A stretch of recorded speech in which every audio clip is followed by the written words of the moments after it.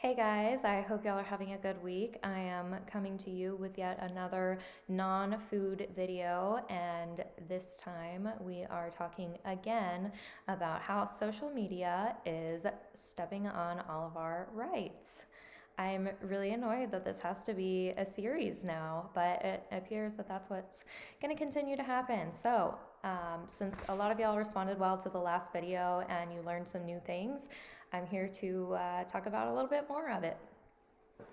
In case you haven't heard yet, the President of the United States has been banned from Twitter, Facebook, YouTube, Instagram, some of it permanently, some of it only through Inauguration Day, and some of it indefinitely. And I'm going to tell you a little bit about why that is problematic. And I do not care what your political views or opinions are whatsoever. I don't care if you support the president or not. This is about Americans, our rights, and our freedoms. So let's get started. So Twitter decided to permanently remove President Trump from their platform after they said two tweets that they believed incited violence, which is what led them to this decision. So I'm going to read those tweets for you. Tweet number 1. The 75 million great American patriots who voted for me, America first, and Make America Great Again will have a giant voice long into the future. They will not be disrespected or treated unfairly in any way, shape, or form. That was number 1. Number 2. To all of those who have asked, I will not be going to the inauguration on January 20th. That's it. Number 2. But apparently, Twitter thinks that these two statements are too dangerous for the public to see.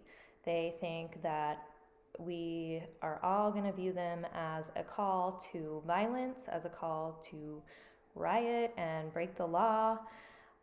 Yet they have allowed all of these Antifa and extreme BLM people and even real live dictators, terrorists, and pedophiles to remain on their platforms and continue to invoke and encourage this evil.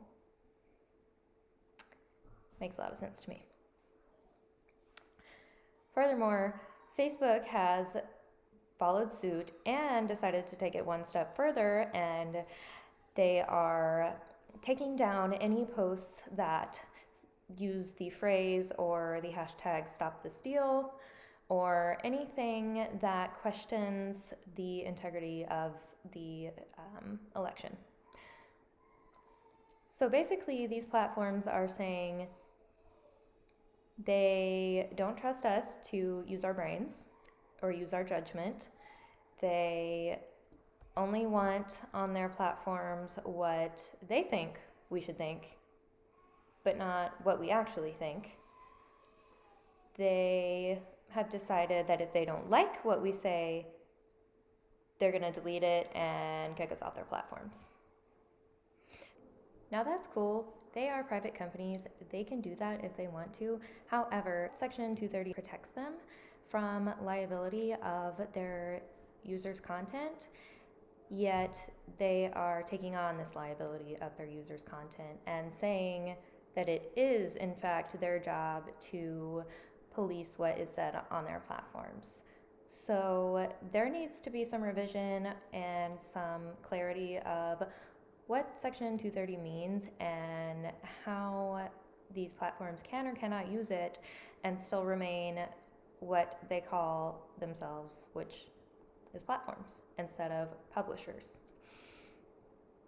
And in case you are still wondering whether this is a political video or not, or a conspiracy theory or something like that, I am not the only one who realizes how dangerous this is and that this is, in fact, censoring and not about protecting us from violence. Just a few of the world's leaders have also come out and spoken against this, about how this is censorship, about how it's stepping on the freedom of speech of Americans and even of their citizens' freedoms.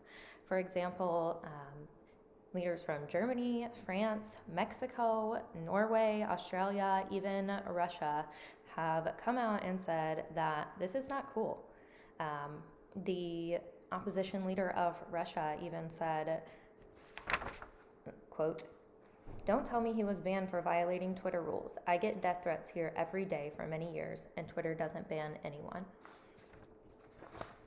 Furthermore, he noted that this pattern has been seen before in both Russia and China, when big companies utilize their position to become a government friend and enabler when it comes to state-based censorship. He says, quote, "This precedent will be exploited by the enemies of freedom of speech around the world, in Russia as well. Every time when they need to silence someone, they will say, 'This is just common practice. Even Trump got banned on Twitter.'" So,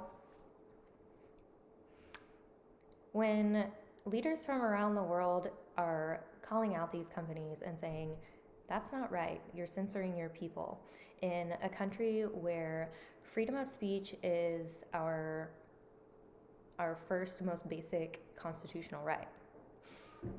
So yeah, it's dangerous when that's being threatened. We need to, as citizens, be able to discuss freely our ideas, our thoughts, our beliefs with each other, whether or not we agree. It's good to have healthy discussion, and whether or not we agree with people's opinions, we still need to be able to hear them and listen to them and at least know they exist. It's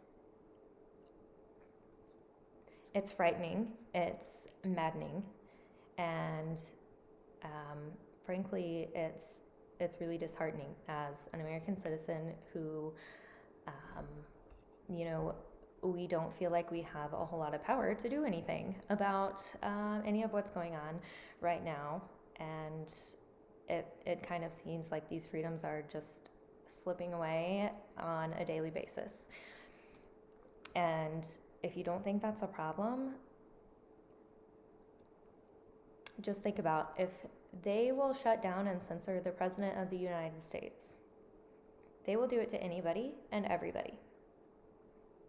So just think about that. And even more censorship news, Apple, Google, and Amazon have teamed up to stop any competitors that these big social media giants have. They all recently decided to ban the social media platform Parler from their services, essentially shutting them down.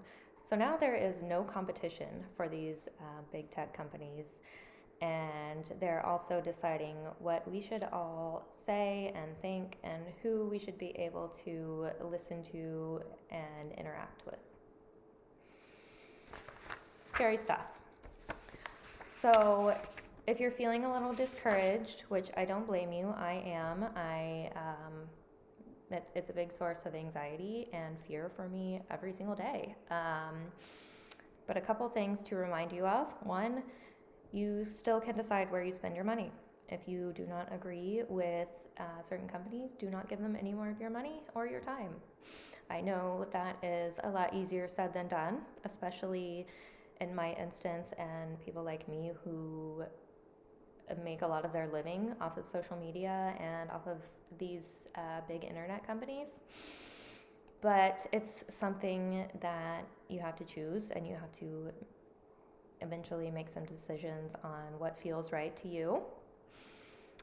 Second, you can write your legislators. These people are essentially elected to work for you. So write them. Tell them what you think. Tell them what you want them to do. Tell them that you want them to do their jobs, especially pertaining to Section 230 and the censoring by these big tech companies. Write them about that. Tell them that you expect them to be held accountable. And finally, I will end with this quote: "The only security of all is in a free press," by Thomas Jefferson. So that's it for this video. We will see how long that I get to remain on Instagram and Facebook and everywhere else, and how long my videos get to stay up. I would love to know what you think in the comments below. See you next time.